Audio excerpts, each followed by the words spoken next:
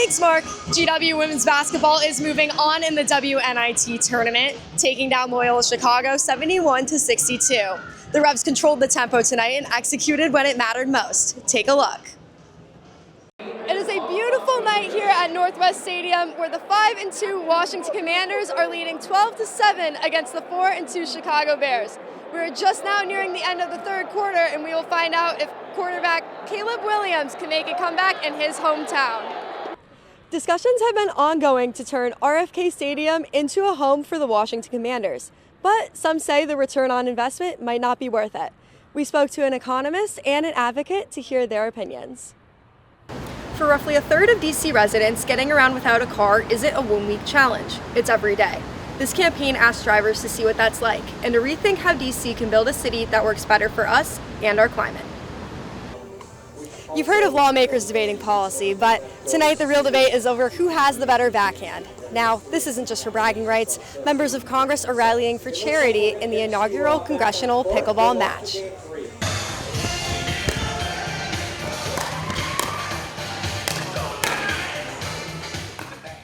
On the National Mall, the Stars and Stripes served as the backdrop for something new in Washington. Lawmakers stepped onto the court, paddles in hand, to compete in a 2v2 pickleball tournament. The event is a partnership between the Trust for the National Mall and Congressional Sports for Charity, the same group behind the iconic congressional baseball game. The money raised supports National Mall preservation, local youth programs, scholarships, and families in need across DC. Because whether it's baseball, women's softball, pickleball, or congressional football, sports unite us.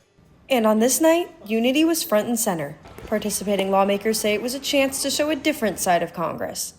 Obviously, we have our differences, but let me tell you, the athletics that goes on, and thanks to the Congressional Sports Foundation, as well as the National Mall Trust, these types of things bring us together, make us closer, and definitely make us better representatives. Organizers hope this won't be a one-time match. Just like the baseball game, they want pickleball to become a new congressional tradition. In terms of being able to build the relationships and get to know each other, it's one of the best parts of it has been being able to play some pickleball together. And if you missed tonight, there's more to come. The congressional tournament kicks off a weekend-long celebration known as the National Mall of Pickleball, with courts, clinics, and demonstrations open to the public throughout the weekend. In Washington, I'm Ashley Robinson. Women's volleyball played a well-fought match against top-ranked A10 opponent Dayton. While the Revolutionaries didn't break Dayton's undefeated conference record, their intensity over 4 sets shows hope for the rest of the season. GW was looking for revenge after a tough 5-set loss to Dayton the night before, hoping to beat the Flyers for the first time in 11 years. The first set the tone for an intense matchup. Both teams were firing back and forth and were tied 11-all midway, before GW went on a run to take command and win the first 25-21. But Dayton came back in the second set, taking the lead at 9-8 and never giving it up.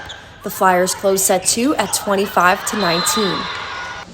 The third set was the closest of the match, featuring 14 ties and 6 lead changes. In a race to score the final 2 points, Dayton was victorious, edging out the Revs 25-23. And it was Dayton who pulled further ahead in the fourth set with an early 6-point lead. While the Revolutionaries closed the gap at 19-18 at one point, the Flyers closed out the day at 25-19 in the set and 3-1 on the day. I obviously wish this one would have gone another way, but we played these guys tough. They're at the top of the conference right now, and so I have no doubts that the next time we see them at the end of the season, they're going to be putting up another really good fight. So excited for that. Despite the loss, the Revs had several standout performances. Taylor Trahey led the team with 16 kills, Abby Markworth tallied 43 assists, and Alexis Rodriguez led 4 Revolutionaries with double-digit digs. We are really statistically doing all the things that we set out to do at the beginning of the season. Now it's really about doing it when it really counts. In those clutch moments, as you saw today, Dayton was able to capture a couple of those sets, really tight matches in those tight moments, being able to perform when we're under a lot of pressure. Looking ahead, the Revolutionaries have about a month left of regular season play before they head into A10 tournament action. Back to you in the studio. I'm here at the new Brandywine Valley SPCA facility, the first shelter that doubles as an animal hospital in the District of Columbia. For many animals across DC, this shelter is the difference between uncertainty and a second chance. This $19 million, 30,000 square foot campus, located at 4 DC Village Lane Southwest, replaces the former New York Avenue shelter, a facility that struggled for years with overcrowding and limited medical space. The new shelter includes an ICU and expanded surgical suites, which will help shelter animals and family pets. It's a huge step forward. The costs of veterinary care, like just about everything else, are increasing, and it provides a hardship for some pet parents. So to be able to provide low-cost veterinary care to district residents is huge. To fight overcrowding, the new location nearly doubled its dog kennel capacity, from 74 kennels in the old facility to 128 in the new one. Dogs are a huge part of the overcrowding at shelters, not just here in the district, but nationwide, particularly larger dogs. Length of stay is increasing, so being able to have that expanded capacity, particularly for dogs, is huge. We have more space here for cats as well, but dogs is really the critical area. Even with the new space, BVSPCA says community involvement is still essential through volunteering, fostering, and donating.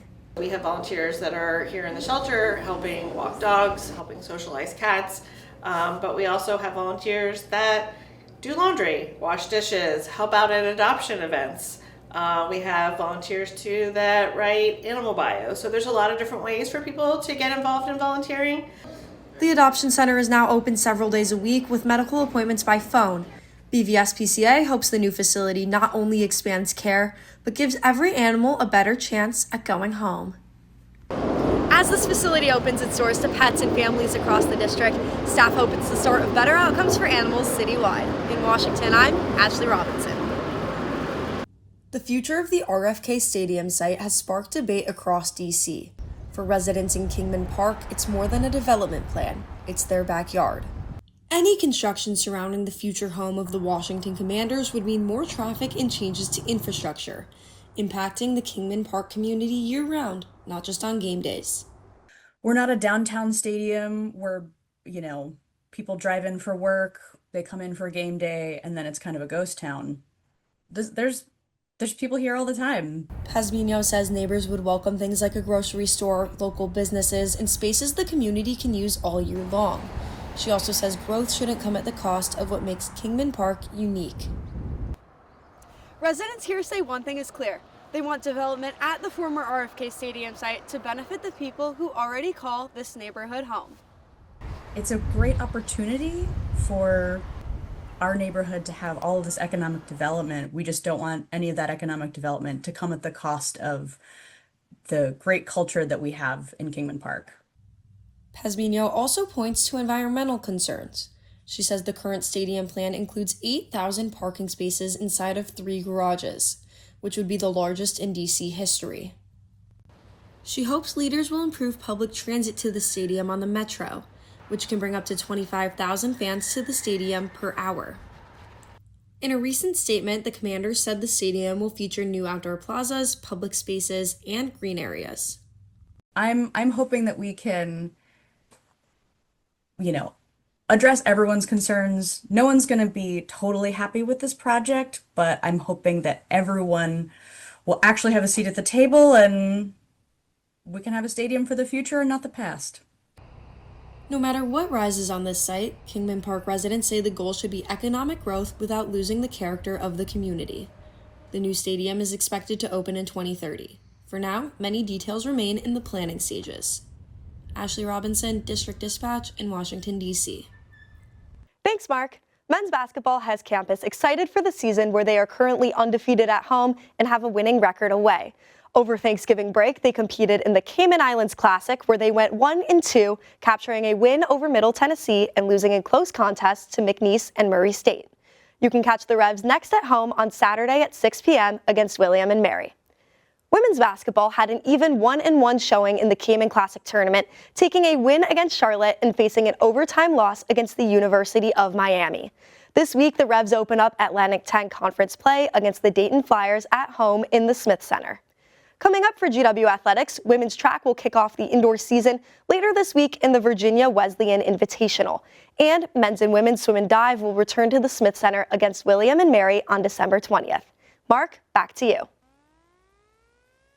Thanks, Mark. Women's lacrosse had their alumni day this week and took down LaSalle 17-3 in the process. Senior Grace Curry scored 4 to pass the 100-point milestone, and senior Parker Cran scored her first ever goal for the Revs as a 4-year defender. Up next for the Revs is a match against St. Joseph's later this week. Gymnastics closed their regular season out at the Smith Center with Senior Day. Notable performances from the meet came from sophomore Lola Montevago scoring 9.9 on bars and winning the competition, and freshman Alexia Zacharian matching her career best 9.8 on vault. The Revs will next compete in the Eagle Championship at LIU. Baseball secured their first A10 series win of the season over Rhode Island this week, despite losing the final game of the series 2-7. The Revs also honored program legend Hank Bunnell by retiring his jersey, the first alumnus in program history to do so. The team will next take on James Madison later this week. Coming up for GW Athletics, swim and dive is taking 3 athletes to the NCAA championships this week. Senior Olivia Paquette will be the first diver at the meet for GW since 2005. Sophomore Holden Thomas will compete in the 100-yard backstroke, and senior Ava Topolewski will race the 1650 freestyle. And men's and women's basketball have accepted invites to the NIT tournament. The men take on Utah Valley tomorrow night in Utah, and the women will tip off against Bradley in the Smith Center this Thursday. Back to you. Thanks, Mark. Men's and women's cross country came away with 2 fifth-place finishes at the University of Virginia Invitational. The men's squad was led by senior Austin Brodemarkle, who finished 12th overall, and the women were led by sophomore Hadley Mahoney, who took home 14th overall. Both teams will next return in Lehigh University's annual Paul Short Run. Men's soccer fell 2-1 in their first road conference match against St. Bonaventure. Graduate transfer Tommaso Lamy scored his first goal in the Buff and Blue before the Bonnies scored twice late in the second half. This sets the Revs at 2-6-2 overall and 0-2-0 in A10 play. Water polo swept their foes 3-0 in the start of conference play at home this past weekend. The team beat Bucknell 15-13, Mercyhurst 18-10, and Mount St. Mary's 19-13. These wins improved GW's record to 7-8. Women's tennis recently competed in the Blue and Gold Invite at Navy with top performances from Victoria Sasinka and Madison Lee, who went 3-1 and 2-2 in the singles A flight, and Sasinka and Solange Skeen, who went 1-1 in doubles. The team will next compete in Richmond's River City Open. Back to you in the studio.